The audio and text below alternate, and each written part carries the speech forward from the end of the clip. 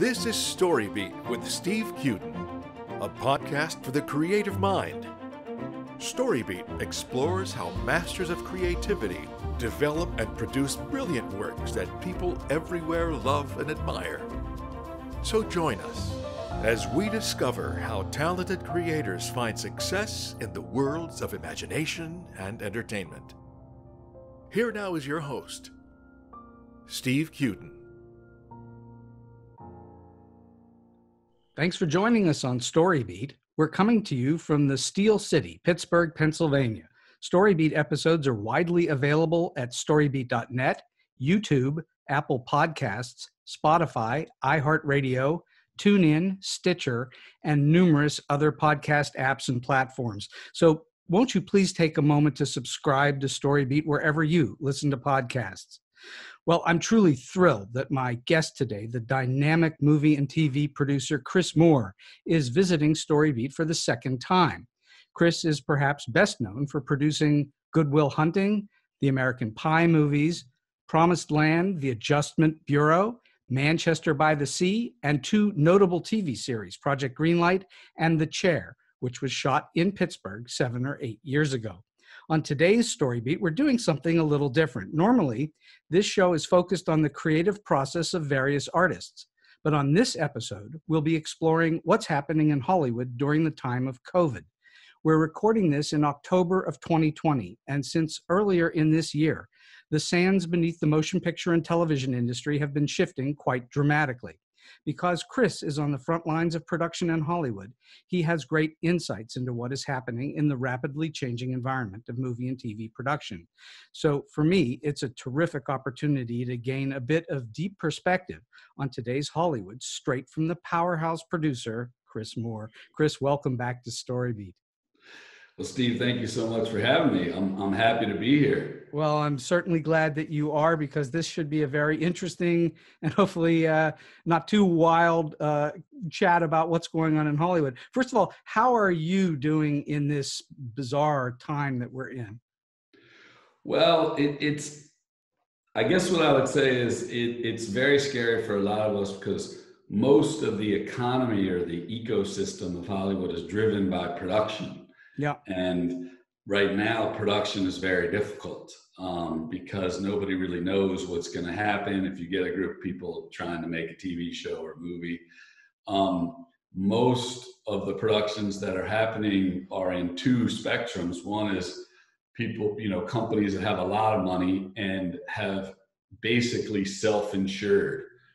Like a friend of mine's doing a Netflix movie, and the deductible for their COVID insurance is $25 million. Oh, wow. So that's basically Netflix saying they'll pay an extra $25 million if, something goes wrong. Wow. And then you have a group of people who are out there just roughing it, getting no insurance, sort of convincing people to work and making lower budget projects, $1 million, $2 million.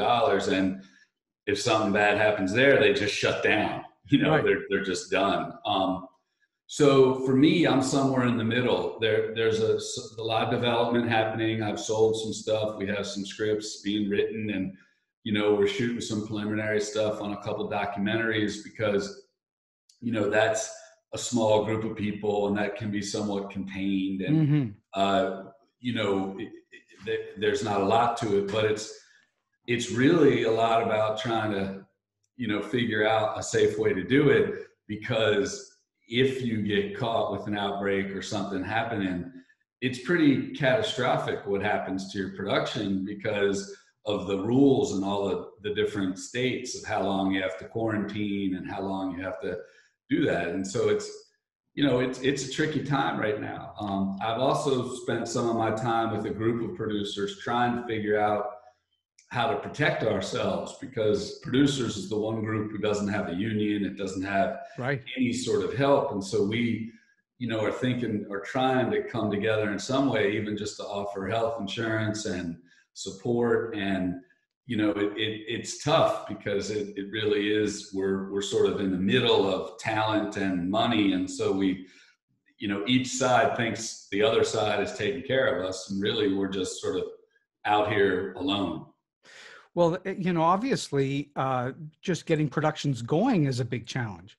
You know, it is. And it's a challenge on a lot of fronts. You know, the current unions, if you're doing a union project, are sort of making the production take the responsibility if any of their members get sick or what happens. They also all have sort of codes of process and what has to happen that, you know, all the productions have to make work. Then you also have, you know, regional government requirements that sometimes don't line up at all with what the unions have said. So like, for instance, in Canada, the government does not require testing every day. In some cases, if you're outside and you're shooting, you don't have to test the crew except if somebody actually gets sick.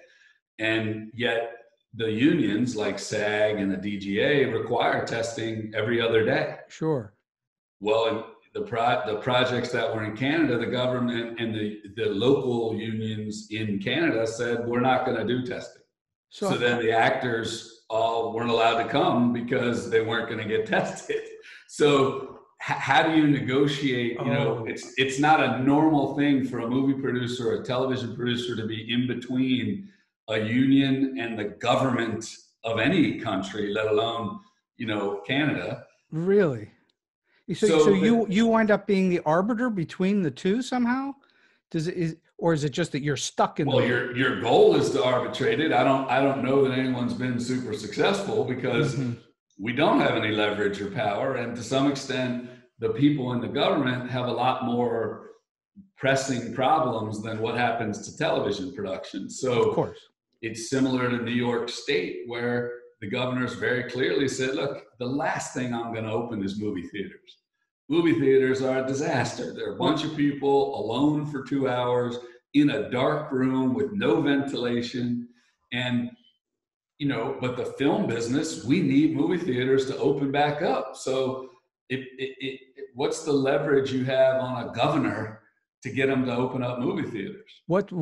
Obviously distribution right now is very different. A lot of movies have just gone straight to streaming. Because I know I've seen a couple of them that are, you know, they were designated for a movie theater, but have wound up on Netflix or wherever.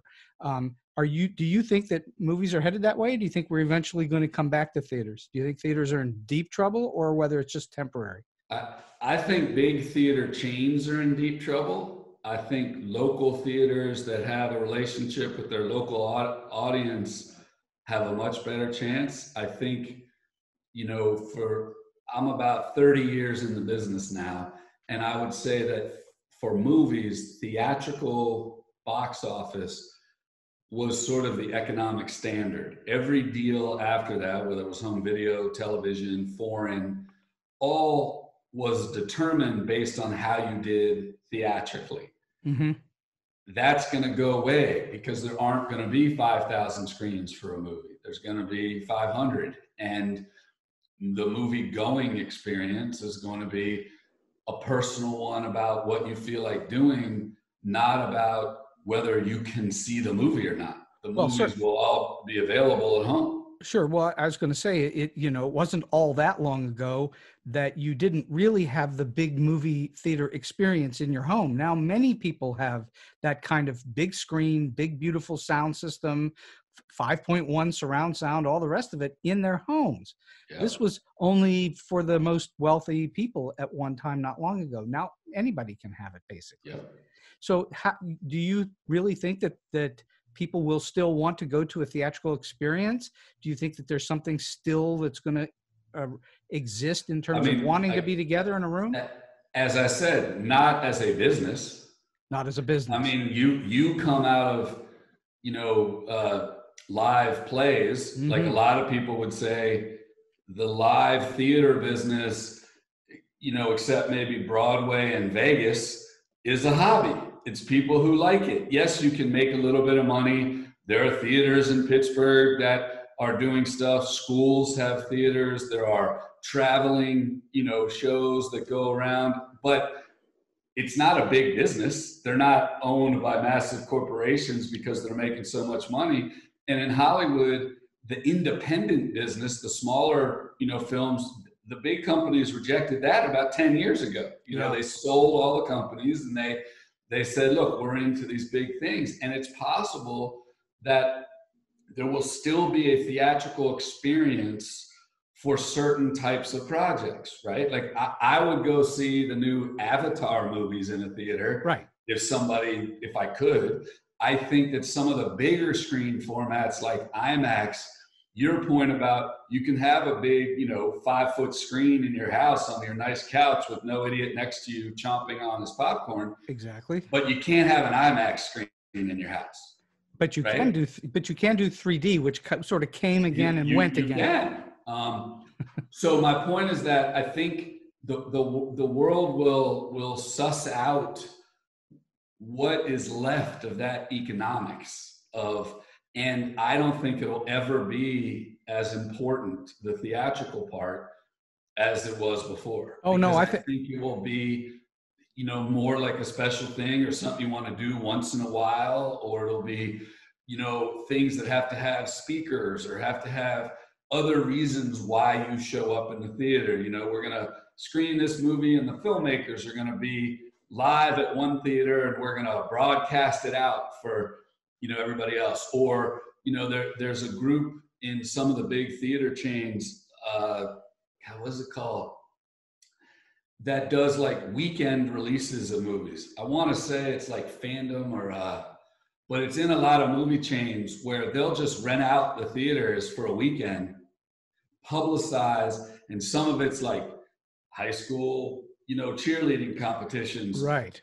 But other stuff is like they did a Scarface thing where they got Scarface at I think it was the 25th anniversary, and Al Pacino and the other guys came in, and you can go see Scarface and listen to what they have to say 25 years later. You could, in my career, I could probably pull off something like that in a few theaters with Good Will Hunting someday, or we could or American Pie. American Pie for, a next gen. But I don't think the idea of 90 days exclusively in a theater ever comes back. I think that one of the things we are seeing, we just saw a massive outpouring of support for Hamilton on Disney Plus. I mean, I don't know how much money they made. It had to have been more than $100 million on just subscriptions. And this was a taping of a stage show. It wasn't specially prepared for motion picture production at all. And I think we're going to see more of those kinds of things, events. That's what you're talking about, maybe sporting events that way as well. Yeah, I think also, Steve, you brought up another point. You may have had this later, but since you brought it up, which is this idea of subscription. Mm-hmm. There were a few things that were happening in the business long before COVID that COVID has amplified or sped up. Streaming is a totally different business model than the way Hollywood has been run for the last 100 years, which was individual project sales is how it worked, right? And you did your economics by, it'll cost me $25 million to make Good Will Hunting, and I think I can make $85 million, right? So that's a good business, right? Streamers have a whole other thing, which is they don't actually care how much viewing one of their projects get. What they care about is continuing this dialogue with as large an audience as possible. We have stuff for you. Right. And so Hamilton is a perfect thing for Disney, because what they're saying is you're going to get new cool stuff on Disney. It's not just going to be Bambi and Pixar, right? It's exactly. So you want to subscribe, but it's not like they've done 25 more live theatrical things, right? I think they will do a couple more, but that's what I'm saying is when you're Netflix, when you're Amazon, when you're Disney, you're now focusing on how can I build subscribers? And what I'm sure they have data they're not sharing, my gut, totally anecdotally, is it's like you want your average subscriber to interact with your application at least once a week, right? Yep. And what you really want is them to do it every day, right? And so that's going to be the big war now, is how diverse does a streamer have to be to not lose people, but also not have stuff nobody watches.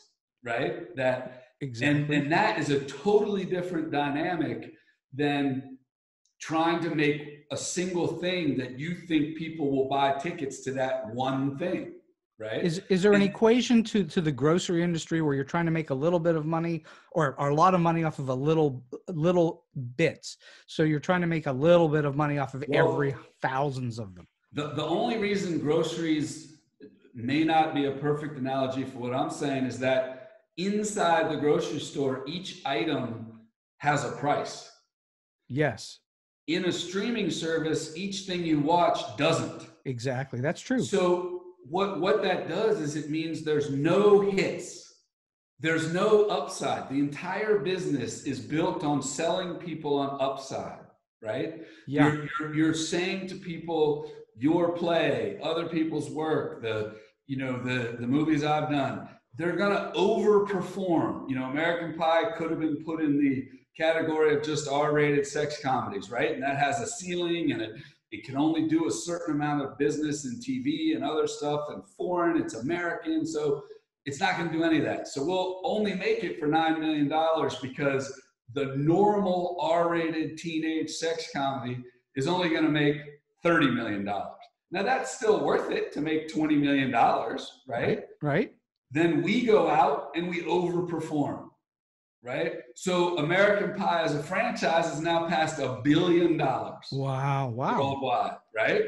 So if you think about the math of a $9 million investment over a period of time led you to $1 billion of revenue, that's a good deal, right? Yes, so a guy like me can walk out and say, and I mean the franchise, so there were more expenses. They paid for the other movies, they did the other stuff, but like they released a streaming version of American Pie, like a new one, a year ago, right? Like they've still been making them, but just not for theaters. And so the point is that doesn't exist anymore. There's no version of a project on Netflix overperforming. So how does a Netflix figure out what to spend on something? How do they? Who the hell knows? I don't even think they know.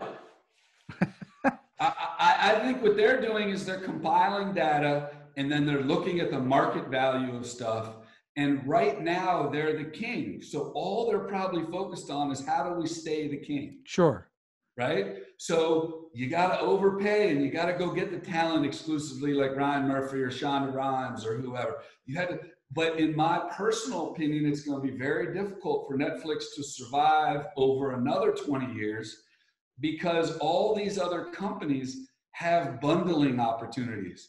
The gross and I think what will be a winning combo is Amazon Prime. You get a ton of other stuff when you're an Amazon Prime member besides just the movies and television. Sure. Right? So when you think about the $10 or they may raise it to $15, you think this is the greatest deal on earth. I can watch all of these movies, all of these TV shows, plus I get free shipping when I buy a basketball. And when I go in Whole Foods, I get a discount on my almond milk. And I can also buy books and tools and clothes. And you're just like, why? That's more the grocery store model is Amazon. Right? Which sure. is, and what they've basically said is the content is like the advertising. It's free, right? Yeah. Now they carry some of the stuff is pay-per-view, and maybe, just maybe, there'll be a window where there'll be enough customers who want to see something right away that they'll overpay for like a week, right? And those have to be. I'm not sure because they're not sharing any of the numbers. Like something like Mulan, I at least know with all of my friends, and again, this is just, I'm a 50-year-old guy with teenage kids. Mm-hmm. Nobody wanted to see it bad enough to pay the $30. We all just waited until it was available for free on Disney Plus. Exactly. No, I didn't pay the money, but I did subscribe to Disney Plus in order to see Hamilton. So now I'm an annual subscriber. That's why that's a good thing, is because it got subscribers. So the question will be, did Mulan get subscribers? Because you still had to subscribe to watch it even when it was free to watch. Right. Sure. Right. You had to pay a box office figure. You had to pay some money. Right. But Disney also had a short window, which nobody really talks about, where you could have pay-per-viewed Mulan, not for the $30, but for the regular like $19 or whatever, through other services, because they're still trying to build an economics somewhere that can represent its hit level, right? So like, even if you had pay-per-view for a week, if you could say 5 million people bought it during that week because they really wanted to see it, that could lead to whether it's a hit or not, right? But what I would say is this business is very similar to the music business. If you look at the music business right now, how would you describe a hit? Oh, good luck. What's a hit song in music now? Oh, I don't know how anybody's making money in that business, period. Exactly. And so what's a hit book? Well, that's another problem. What's that? Well, so my point is that's where movies and TV are going, where no one's even going to be able to say what was a hit and what wasn't. And that's how economics in Hollywood have been built. They've been built on this idea that we're all gambling for hits. Right. And the people who have hits make more money, and the people who don't. And that isn't going to work anymore. And yet, at the same time, regarding books, music, movies, and so on, theater, there's still going to be a demand for new content. So you still have to go figure out a way to make this stuff.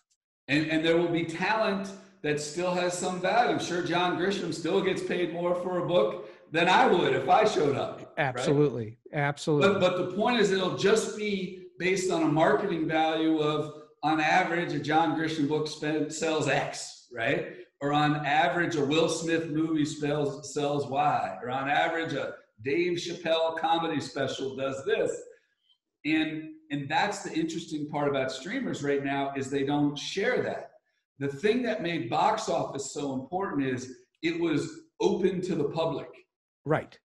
It got reported by the news. You know, everybody in their contracts, it was reported by what Daily Variety says is the box office.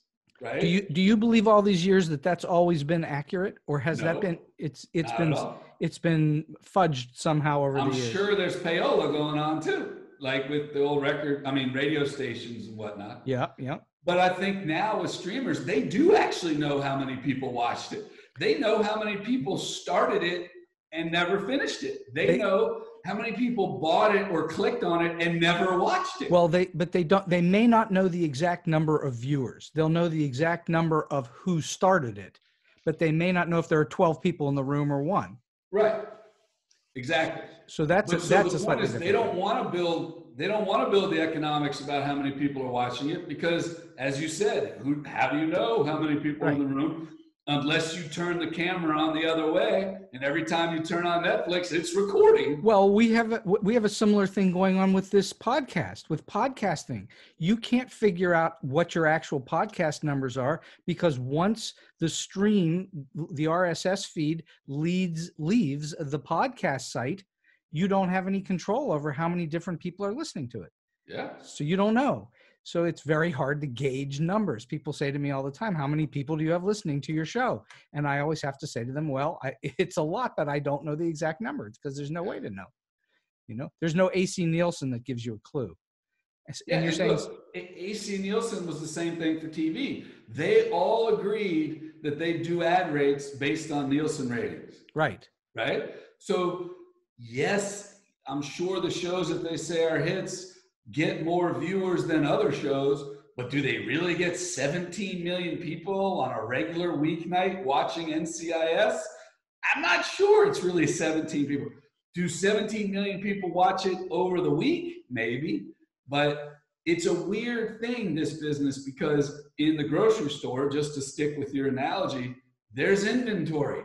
So they know right away, well, we bought a bunch of these bagels, nobody bought them, so don't buy them next time. Right?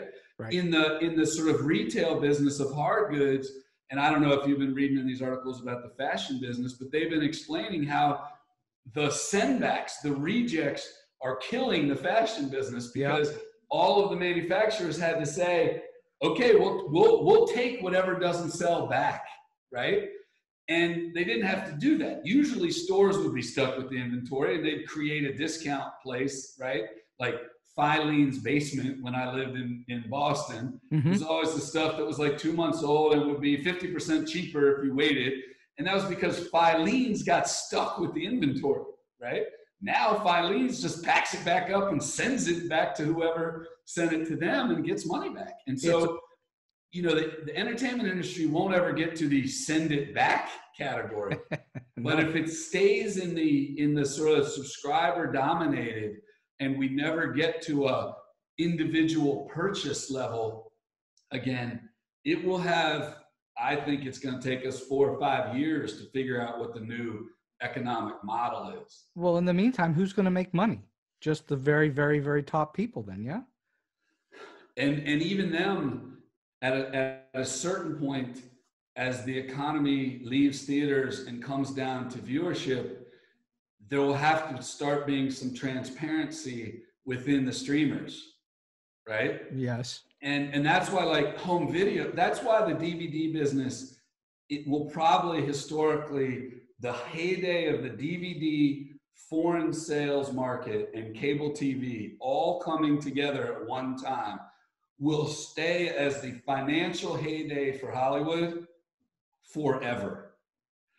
Because those things were all hard goods. You sent theaters prints. You sent Blockbuster Video a DVD. You sent a different version to the foreign salespeople, right? You could keep track of all the people that were watching stuff.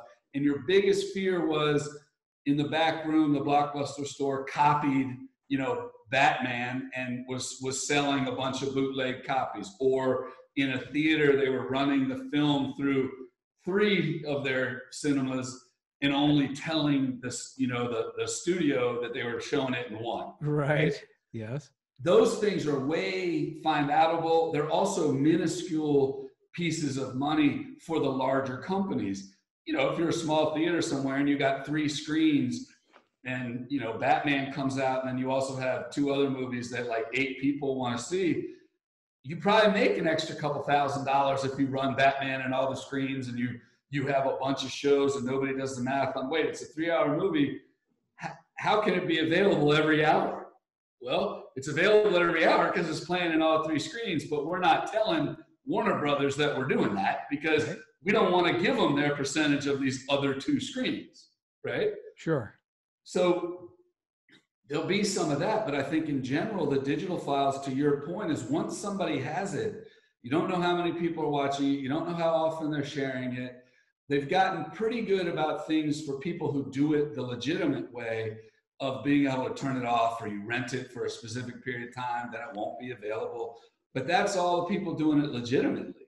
There's a lot of people who can figure out how to download off Netflix. There's a lot of people who figured out, how to make copies and put them on YouTube. Well, the world was already dealing with piracy for quite some time at this point. Yeah. You go all the way going back to VHS tapes, there was piracy going on. So yes, and that's not going to go away. Clearly, people are still going to try to grab copies of things. The other thing that's happening, not just in the movie business, but in the TV business, streaming has changed the dynamic massively, where you now can see the whole series at one time. You don't have to wait for 16 weeks to see the conclusion. So let's talk about it. Aside from the obvious that, when you're working on a production, you need to avoid illness or worse, God forbid worse, and you've got clearly financial issues going on. What are the biggest hurdles to get yourself into production, aside from those obvious things where it's always been a struggle and difficult to get into production? That's never been easy. But aside from those things, are there things now that have changed that have made it difficult in different ways? Well, I think there's 2 things that are sort of, they come out of those 2 things. So I would say those 2 obvious things are the big drivers, right? But there have been things that have come out of it that people are sort of, it's creating other problems that nobody really thought of. So you have an obvious one, which is insurance, which we talked about, of how do you do that? You have another one, which is scheduling, that because there's been very little production for almost a year now, or not quite, I guess 9 months. 9 months. you have a bunch of talent that is backed up, right? So you have, people that starred in TV series that had committed to movies in between the hiatus of that TV show. Now, who gets first position? Because you missed the last season of the show and you missed the movie. Sure. How do you work out their schedules? And that's become a big issue because in the past, the way people would do that is an actor could work on two things at once. You could do things, but that again is a COVID disaster because it's not the same people supervising both things. So you don't know if you can control it. You don't know what's happening. So scheduling has become a disaster. And it's also a problem on the distribution side because, as you've seen, for instance, some of the theaters are shutting down just because there's not enough movies coming out. The big movies are pushing and pushing until the theaters, they think people will go to the theater. And the ones who don't own streaming services, right, like the guys putting out James Bond, they just keep moving James Bond. Okay. Whereas Universal made a deal with AMC where they'll put stuff out, but it's only going to be for 15 days or 17 days. That's their compromise, right? So that they care less about how many people come to the theater because they're going to make their money off whatever happens on day 18.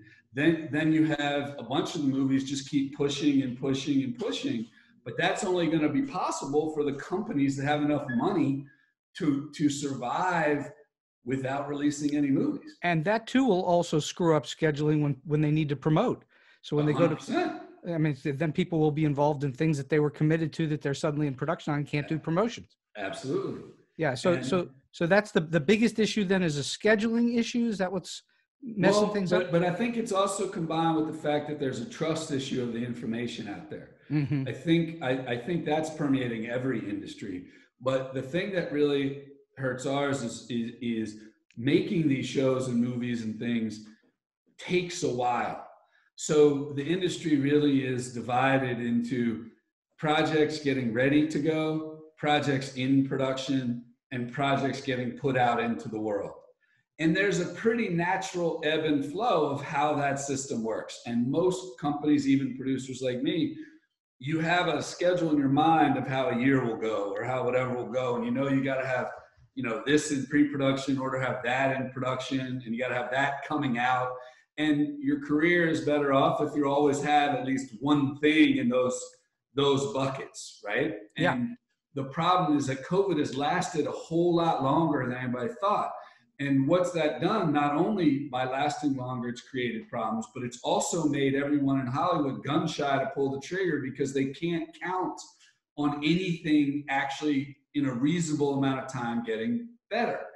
And so they're starting to pull back. Like a few of the big companies announced about a week ago that they're only trying to put projects that they already started shooting before COVID back into production. Interesting. No one is putting any new projects into production because they think they're just going to get shut down again, right? So that's a big problem, is that you have a bunch of companies that have gone 9 months, some may even go a year, where that idea of being, prepping, in production and releasing, none of that happened for a year. Right. So you got to have a lot of wherewithal financially to stay in business for a year. Oh, no kidding. That. So that's been a big issue is the scheduling is off and people now don't trust the information. So somebody says, well, we'll get to open schools in September, in January. And now everybody's saying no one's going back to school in the spring, right? And you guys are going through it at your school. You don't know what's going to happen. And you want to be as optimistic as you can because you need the economy to keep moving. But you don't really want to be the person that releases a major film or a big TV show at a time when nobody's going to go watch it. Well, what you're talking about this morning in the news, just today in the day we're talking, they announced that they've pushed the opening of Broadway back until at least the end of May or beginning of June of 2021. And so now that's been delayed at least twice. And that's a huge economic factor for the city of New York, let alone everywhere else. So what you're talking about is the impact just keeps getting rippled back because we don't know where the end of this thing is. And the question now, see, I would say back in May, say, if somebody had said May of 2021, people have been like, you're crazy and you're an alarmist and you're going over the edge and there's no, that's crazy, right? Yeah. But then you have college football, who they all said, no, we're just not going to have it, or we'll look at it again in January. Then, the SEC started playing, and then the Big Ten and everybody else were like, well, I guess they're getting away with it. We should get away with it. And then you got LSU announcing, yeah, most of the players had it at some point, but we just kept going. So you have all these different ideas about what's okay in the world of COVID, right? But the problem is the investment into entertainment is still the same. It didn't get any cheaper. It got actually more expensive to do all the safety protocols, but your future revenue is a total wild card, right? The reason college football goes is because they want the TV money. And the TV money has nothing to do with people coming to the stadium. Exactly. So or for the pros, entertainment that's sort of home screen based has a much better shot if they believe they can actually finish. Well, look at what's going on with the pros. I mean, obviously the basketball season is going to end with a champion. We haven't quite gotten there yet, but we're going to have a champion. And then the football season, I think, is now slightly wobbly and maybe in doubt because so many teams are starting to show signs of COVID. And so how's that going to work? Well, that's not going to, again, you're talking about one of these other issues with distribution. It's easier to stay at home and watch it at home than to go to a theater and sit with other people. So why bother going to the theater? And that's where we're back to this dilemma. That's why Broadway has been put off. If you've ever been in a Broadway theater, you know that those seats are really crammed together. Everything's jammed together. You can't separate at all. Yeah. So nobody wants to sit there and be in a place like that at all. Right. All right. So how has the development market then changed? You're being pushed back by very long periods. In my case, I only had a few things that happened to be getting to start writing. So in some ways, more writers became available and, more companies decided they want to develop more stuff. So we ended up in a situation where it's actually been a boom in that way that you could get better writers and they have more time to write because the thing that they were writing 6 months ago isn't in production, right? Right. So that means the writers are sitting home. And the other good thing about writing is you can do it in Vermont or Western Pennsylvania or wherever. And, it doesn't matter. So people, that side of it is going pretty well. And that's why I say also smaller shoots and things where you're interviewing like one person or you do these, the technology of Zoom and Google Hangouts and Skype and all that stuff. You can start putting certain kinds of programming together, but it's still problematic, because nobody can see where the future is really headed. Well, so as a producer, are you stockpiling? Are you gaining material? Not really, because I'm a single purpose entity at the point. I'm just myself. I have enough things to work on. I'm pushing hard on the scripts to come in because what I'd like to do is before everything gets, back up, because I think when it gets back up, a lot of people will disappear because everyone's going to be so busy. Like that's the next big problem is there won't be enough room and enough crew and enough people to make all the things that are going to want to rush into production. Right. If we have a vaccine or something. But you also have the issue of, will anybody trust the vaccine? How long does the vaccine have to be out there before people will say, okay, I'll go back to work? Do you have a sense of it? I mean, I know nobody has an answer, but do you feel like it's going to be a year from now before you're sort of back up and going? Or do you think it'll be longer? Do you think it'll be shorter? Do you have a sense of it? I think it's going to be gradual. I don't think it actually ever gets back to what it was because these protocols probably aren't going away. Because what people sort of realize is viruses potentially can come again. Yes.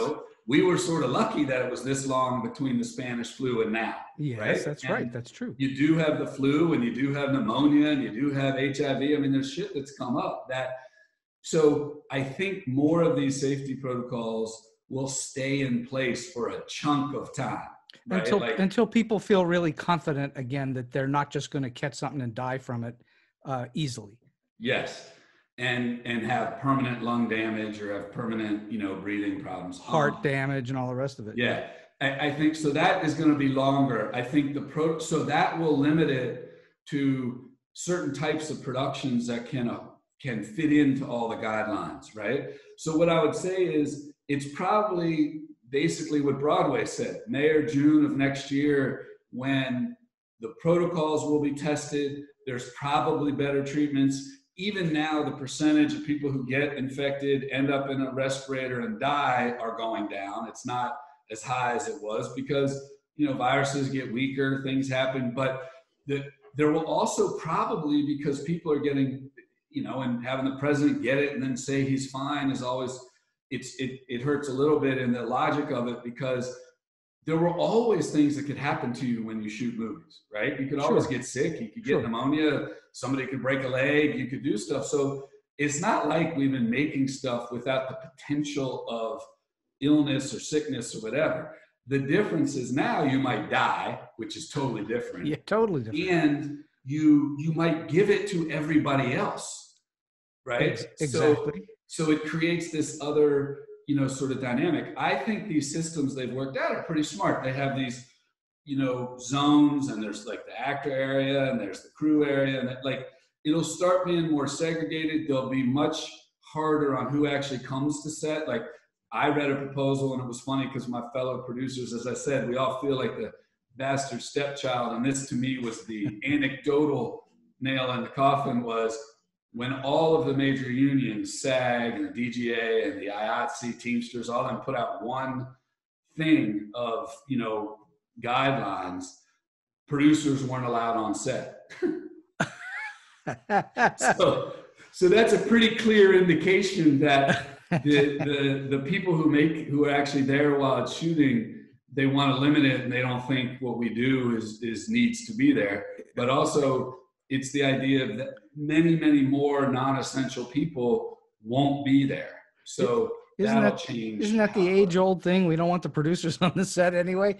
It is, but it is true that with technology, I can watch everything that's happening on set from afar. That's true. That's true. So you alluded to the different kinds of productions that are being made. Do you think that this will absolutely change the scope and size of what productions get made? What you as a producer may be out, or a studio is out looking for, will be looking for smaller productions that can be handled with more disparate space? Well, I'd say there's two answers to that question. If you saw there was, according to Disney, a hit show on Disney Plus called The Mandalorian. Most of that show was made on what's called a virtual stage. Yes. They had a giant LED wall and a program in the camera on the wall where, while you're doing it, the wall would present the background. And it's pretty amazing. Now, it was expensive then, but it's getting cheaper and cheaper. But in that case, if you're doing more technologically driven things, more green screen things, more motion capture, you can do giant projects that way, because most of them only have one human, or it's one human and a puppet, or it's, and so you can control those environments because they're already under control for the sake of the technology, right? Then I think you'll see what I affectionately call a lot of talking head things. Those are more the independent movies, but even Good Will Hunting is a talking head movie. It's mostly one or two people, sometimes there's four, in a controlled space, right? Yep, sure. Talking. And so you'll see some of that. Manchester, we could have probably pulled off. It's like 5 characters, and the outside, in the cold, in Massachusetts. But you would do things differently. Like certain scenes you might put outside instead of inside, right? You may see less big group scenes, right? Like with a lot of extras and people just milling around. So I think for like the next 2 years, you will be able to notice some of the programming changing a little bit. It'll either be more technical or it'll be less actual human beings on screen. So in other words, the really big, expensive tentpoles, the Marvel Cinematic Universe types of movies, they can still do certain amounts of that because of this new technology, which, by the way, The Mandalorian it's phenomenal. It's a phenomenal right, exactly. looking show. I didn't know that's how they did it. Yeah, I didn't either. And then I saw a documentary on it and I went, holy moly, this is revolutionary and changes the whole scope of how you do things.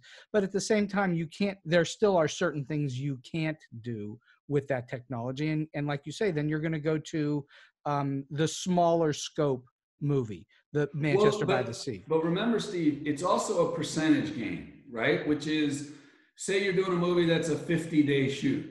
And in the old way we did it, 35 of those days were high-level COVID risk days, right? Mm-hmm. You could still shoot for 50 days and make that movie and decide we're only going to risk 10 days as high COVID risk days. But the whole rest of the movie, we're going to shoot the way we were doing it before. Right? So I think just like you and I didn't realize when we were watching The Mandalorian exactly how they did it, people may not actually realize that it was in a COVID world that a project got made. Sure, of course. But the point is that you will have these things of risk. You also may separate them. So like if you had a 50-day shoot, if you did it every 5 days where you did a riskier thing, right? You would have enough time then to know if anybody got sick the first time you did it, right? Interesting. And then, yes. then you could wait the 5 days, or you could decide those people have to leave, and then we can go from there. That's the big thing that people are fighting is this, what I would call the, what do they call it? The isolation period, right? There's a lot of different theories about, in New York State, for instance, if you fly in from California, which I just did, you're supposed to isolate yourself for 5 days and then take a test, right? Yeah. In the guidelines that that the unions put out, it's still 14 days. Well, that's a big difference of isolating somebody 5 days versus isolating somebody 14 days, right? Sure. And if it turns out, I think if you get to like 3 cases, you have to shut the whole thing down and everybody has to isolate for 14 days. That's a ton of money. Right? And, yes, it is. And so there's going to be fights like that. They're going to be keep negotiating, where it probably comes down to a system that everybody can live with, right? Also, the tests are going to get, like I did that. Me and my family isolated for 5 days. It was yesterday, and we went to the local clinic, and they have a clinic here that is 45 minutes, right? So you walk in, you do the swab, you go get a cup of coffee next door, you come back and they tell you whether you got it or not, right? And then you keep that piece of paper with you because the government can just ask you if you got a test if they know you're from California. They have a bunch of states in New York that you have to isolate from.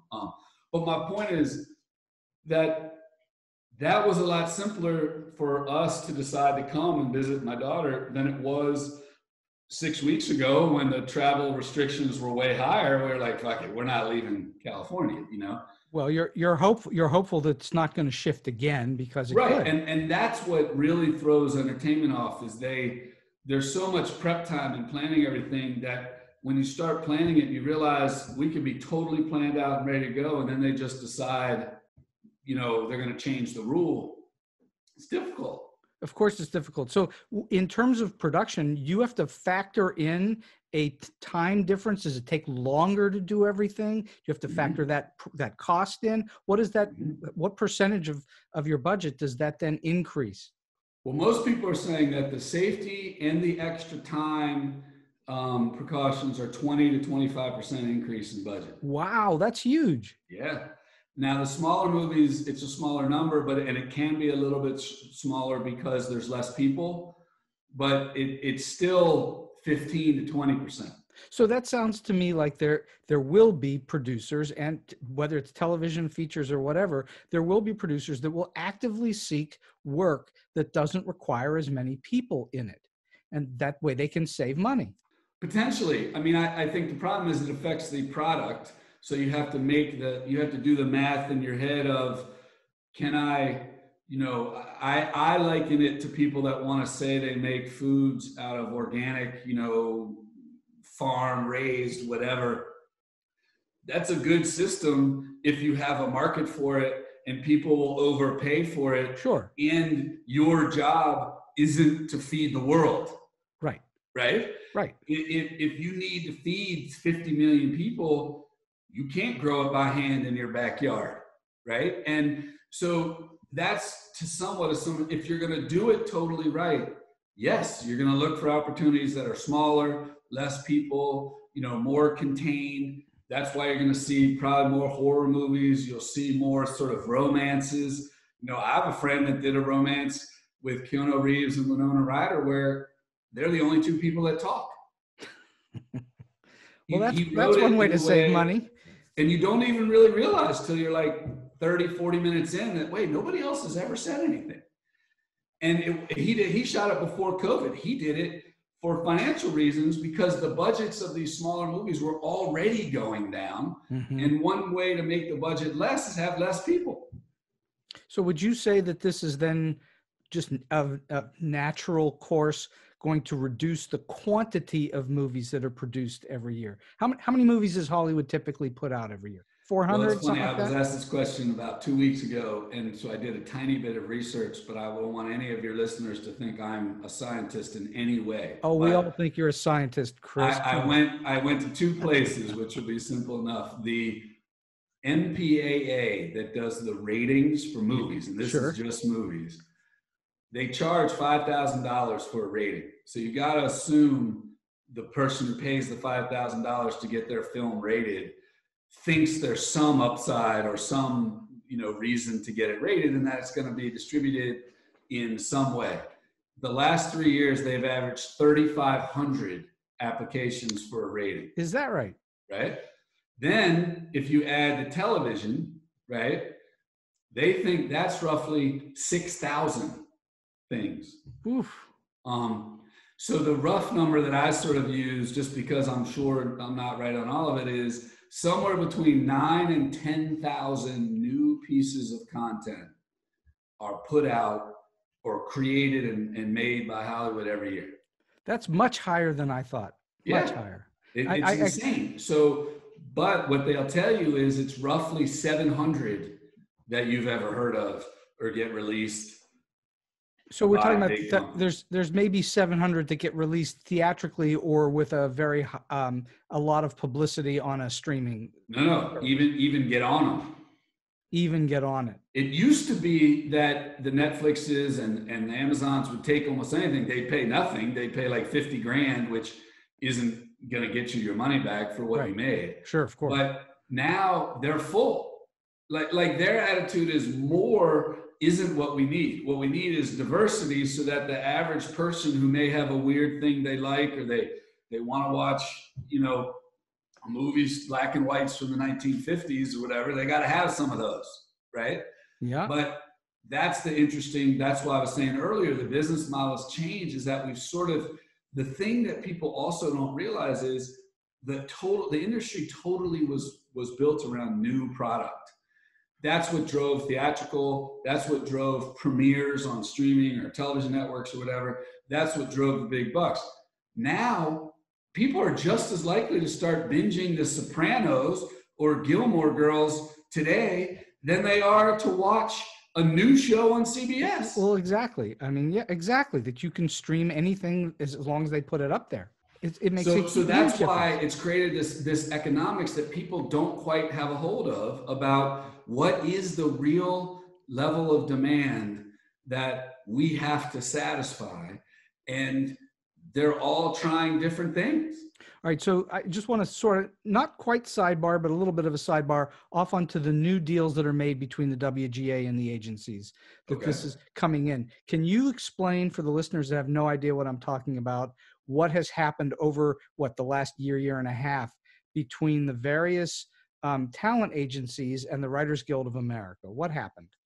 So in the life of a project, there's a moment in time when all the deals get made of who's going to own a piece of that, who's going to get the profits out of that project. And it usually is pretty early in the process, right? So a star will come on, maybe a big director. You'll have the distributor who's going to distribute it is coming in. They'll be negotiating the budgets, primarily in television per episode, but it happens sometimes in movies.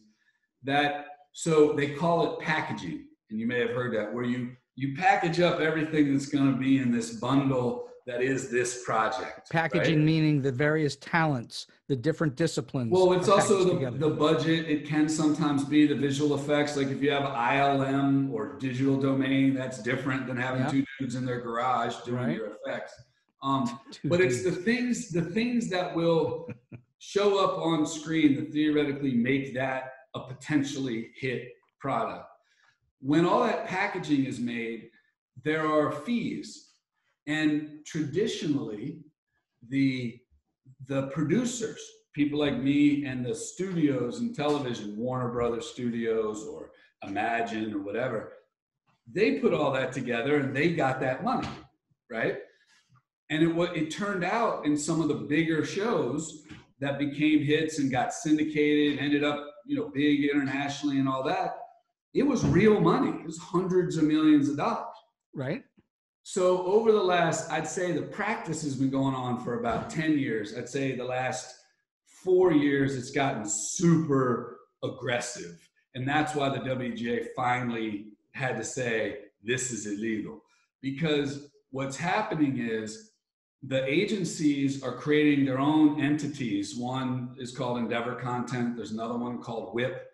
And they're associated with the agency, and they come in and act as if they're the studio or they're the people but they're not really producers. They're just deal makers.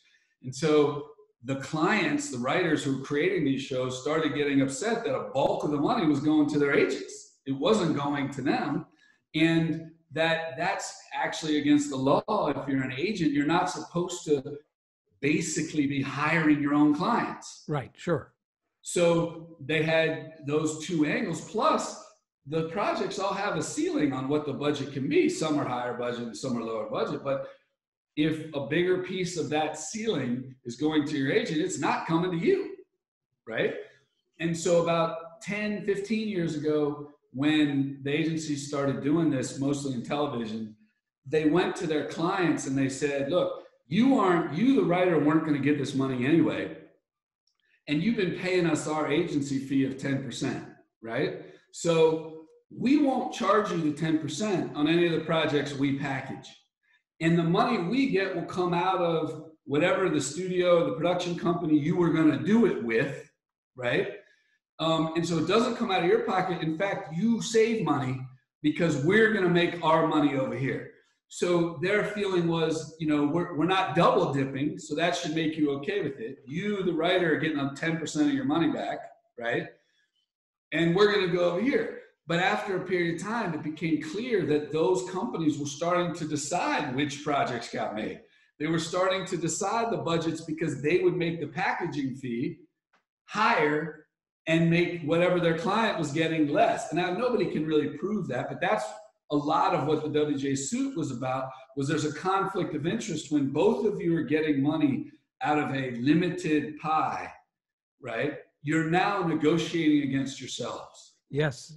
And agents are not supposed to do that. It seems terribly unfair, and that's why the guild went after the agents. And so what looks like is going to happen now that some of the bigger agencies, there's only two left, CAA and WME, are negotiating with the guild, is that they're going to have to separate out at some level those companies that were part of them that were doing the packaging into their own companies.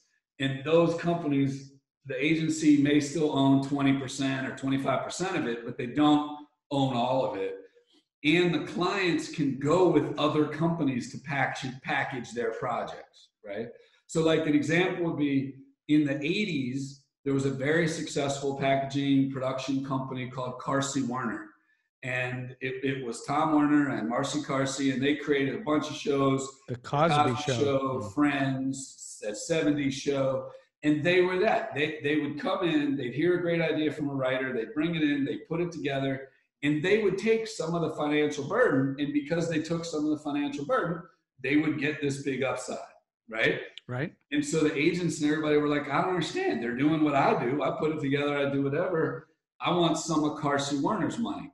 And over time, they started taking all of it to where there aren't really any independent companies like Carsey Werner left. There's a couple big studio-based companies like Warner Brothers Television or Sony Television. And there's a couple of the bigger independent ones that still try to do it. But in general, the streamers don't want any studios because they don't need any help on the selling and the financing. Right. So the studios are getting hit on two sides. The agencies are doing the packaging and the networks don't want to pay them anything. That changes a very big dynamic. Now they're settling where they're trying to come closer together on that is what's happened, correct? Well, really, they're just giving up the fact that they won't be able to charge a packaging fee so that they're not negotiating against their clients. And they'll be associated with other entities that are going to try to do that, but it can no longer be sort of a guaranteed thing. And so let me bring this back around, circle back. Has this then, of course, this all happened here in the middle of COVID, the negotiation of all this. Has that impacted the way that people are thinking about putting packages or productions or starting things? Has this negotiation, did that screw things up at all? Did it make a mess out of things? Well, I think it made it like I said, it sort of accelerated the process because all people are really doing right now is selling projects, right? And so the agencies started realizing if we don't represent writers, because the WGA told all their members to fire their agents, right? Right, sure. So for the last year, none of the big agencies have been getting any money from any writers, right? Yeah. So that's most of the deal making that's been going on is buying stuff from writers. So the point was they realized, wait a minute, we're going to lose all of this business if we just stay here not representing writers. Because for a while, a lot of people thought what might happen is the agencies will just jettison writers and they'll just keep having actors and directors, because really actors are what drive a package, mostly because actors are marketing, because everything needs marketing, right? Of course. Now, the problem is there's a trickle down because actors want to work with good writers and good directors.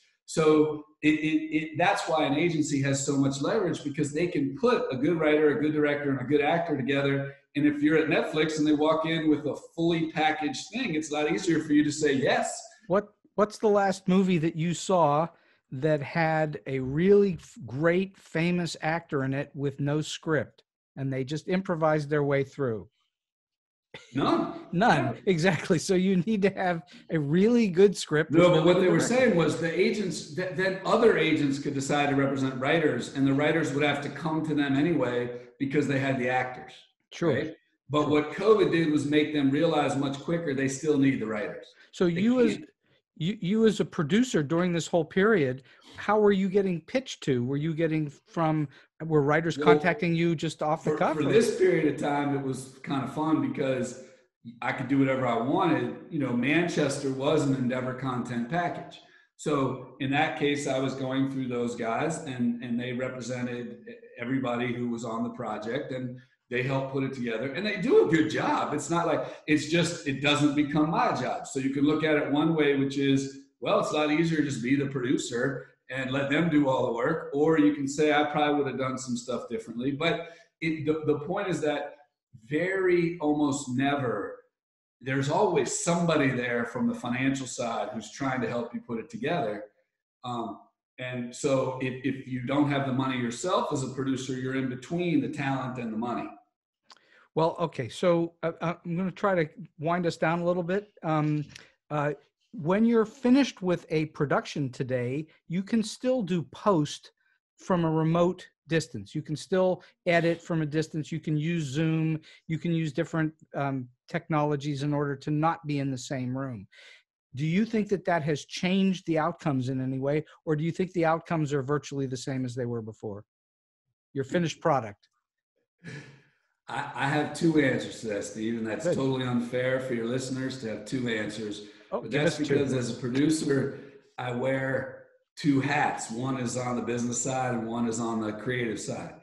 I would imagine more creative people, directors, writers, actors, composers, people who are working on finishing a project are annoyed that people have gotten used to commenting and seeing stuff technologically because it makes it easier. So you probably have to deal with a lot more opinions than you really wanted to, because one way to limit the number of people you're talking to is be like, well, we're screening at 2:00 on Tuesday. Oh, you can't be there? Well, that's okay.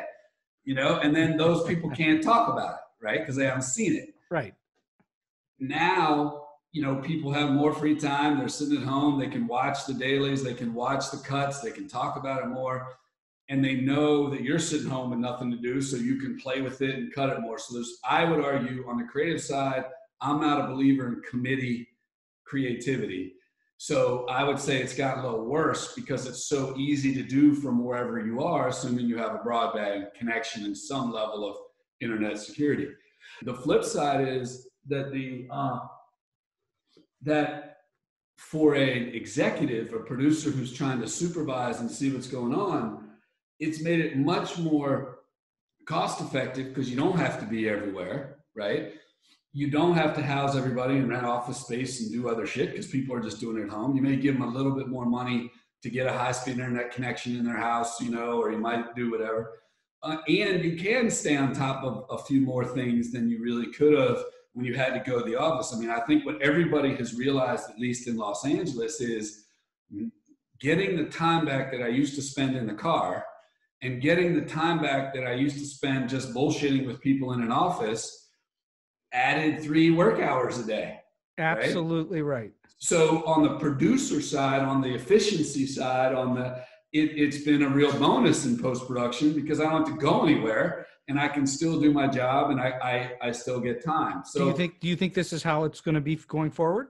I do. I think a lot of people have realized their lifestyle is better and they've realized that a shitload of meetings don't have to happen in person.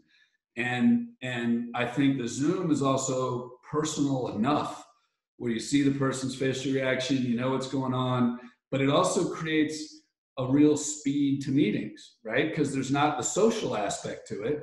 You sort of want to get done as soon as you can. You right. don't, and so, you know, I can think of when we're doing American Pie, you know, we'd have to drive to Universal, then we'd go to a big conference room, there'd be 17 people there. We would all have to, you know, talk about stuff. You know, basically one meeting that was about, you know, the poster would take 6 hours of my day, right? Sure. Just with the driving and the socializing and the meeting and the post meeting. Now that actual meeting was probably an hour, right? And so you look at it as, okay, now I still have to do an hour of follow-up. So let's say it's 2 hours total. I got 4 hours back. And you don't have to sit in a car in traffic in LA, which is crazy. So, so the energy level is different. Well, it's also, what's really funny, which no one really talks about, but I will say is a drastic change, is most communication now is text and email, which means you have to type. And the thing that it used to be in Hollywood was, the car trips were okay. They were relatively productive because you can make calls, right? Yes. You can't really do that now because nobody wants to talk on the phone. Everybody wants to text or email, partly because it means we don't have to be available at the same time. Right. So while I'm on a drive, you might be sitting in front of your desk. While you're on a drive, I might be sitting in front of my desk. Well, neither of us want to give up our desk time where we're doing email and reading text and looking at stuff and whatever to be on the phone. So if we could both be on the phone, you know, while we're both driving, that was great. Back in the day, you had no choice, right? And people would expect to be sitting at their desk talking on the phone. And so you used to spend, I imagine, a pretty significant amount of your day on the phone. Oh, yeah. Say a 10-hour workday, 8 hours of it was on the phone. Yeah. That's crazy. And now I would say it's probably 2 hours. And you get just as much done, if not more, because you're making very direct things happen. Yeah. I mean, every now and then email or text can be a disaster because the etiquette's changed or somebody does something stupid but that can happen on a phone call or in an in-person meeting also. I do. You're correct, but I do find that it's much easier to misunderstand a text than it is hearing the inflection in their voice. Yeah, I agree. But because of those 8 hours a day for the first 20 years of my career, I also have no problem with the phone. And I don't mind Zoom. In some ways, I would argue Zoom has also created, or whichever, messaging service you use, it's also created the fact that this is still something I have to focus on. The problem with the phone call with no visual in the office is, I guarantee you 98.5% of the people are multitasking, which means that the phone call is actually less of a good interaction because they're not focused on you. They're reading an email, somebody walked in their offices, giving them hand signals, they hit the mute button and they're actually talking to somebody else while you're talking in their ear. And I think all of those things, plus the people being at home, have made people realize this is not, at least the creative, sales, talent, production side of Hollywood is not an office business. You don't need to be near anyone in your office. And in fact, the effort it takes to be in an office, to do staff meetings, to have other shit is actually now a negative because it takes you away from what you're doing. And without the office, it's a lot less expensive. Well, that's the other thing. I mean, we'll see if every employee gets a bump to up their internet and buy a good monitor and a good microphone. It's maybe not as good as before, but it's still certainly better. But I think the other thing is, at least for me, there is a lifestyle issue. Hollywood used to be a very labor sort of hour intensive thing, and it did affect people's personal lives. Not that that's what this podcast is about, but I would just say that we've all also realized that you can balance a little more personal and professional when you're not in the office, because the kid's right there, or you're in your house, or when the plumber shows up, you can just leave for 5 minutes and go talk to the plumber. And I just think people are getting used to that. And the longer this lasts, the other thing that happened in Hollywood is that most of the productions are somewhere else. They're not in Hollywood, sure. The things that are getting made aren't happening in Hollywood anyway. So you're doing that virtually or whatever. And a lot of the bigger, more successful filmmakers purposely leave. So you're dealing with them in a different place anyway. Well, I've been talking to Chris Moore for about an hour and 15 minutes. This has been one of the most wide-ranging, info-packed periods of time on StoryBeat that I've ever spent. And I can't tell you how wonderful this has been. I'm just wondering, is there anything that we didn't talk about that you would like to say to anybody? Is there anything you're thinking about that would be important for people to know? Well, I do have one thing, and I've been trying to say it whenever I'm lucky enough to speak in a group or on Zoom, whatever it is. For customers, for fans, for people who are actively want there to be a vibrant, entertainment and film and TV storytelling business. That's why I like your podcast, Steve. It's StoryBeat. It's about stories. Thank you. I believe in stories. You are defining the way Hollywood will work for the next 50 years. Everything that's happening right now is companies' bets on what consumers are gonna do. Mm-hmm. And it's a very scary thing for Hollywood, because for the last 100 years, we've controlled you. We told you what movies were coming out that week. We told you where you could see them. We told you what time on what channel you could watch what show. We told you when the Super Bowl was gonna be. And we can't do that anymore. And therefore, we have to figure out, like the grocery store chains, like the retail outlets, we have become a consumer product business.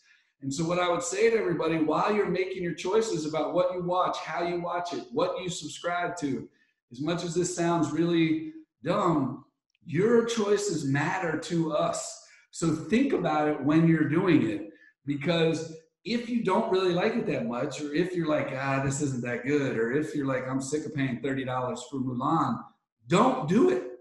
And in 2 years, that won't happen again. Right. Because they can't afford to not listen to you anymore. They could, for the last 100 years, not listen to what the consumer really wanted. Now they have to listen. And so please just remember, you're voting with your clicker, you're voting with your mouse, and we are listening. So think about it when you do it. The viewers have more power than they know. Yes. Indeed. I think that's just spectacular. Chris, this has been really a lot of fun. I can't tell you how much I appreciate your coming on the show and giving us all this fantastic information. My pleasure. And what I'd say, Steve, is that if you get positive feedback or you're interested, this is an ongoing story. So if you want to have me come back and talk about some of those things 2 months from now or 3 months from now, I'm more than happy to keep the conversation going. There's no one who's more welcome on StoryBeat than you. Well, thank you so much. And so we've come to the end of today's StoryBeat. If you like this podcast, please take a moment to give us a rating or review on whatever app or platform you're listening to. Your support helps us bring more great StoryBeat episodes to you. Until next time, I'm Steve Cuden, and may all your stories be unforgettable.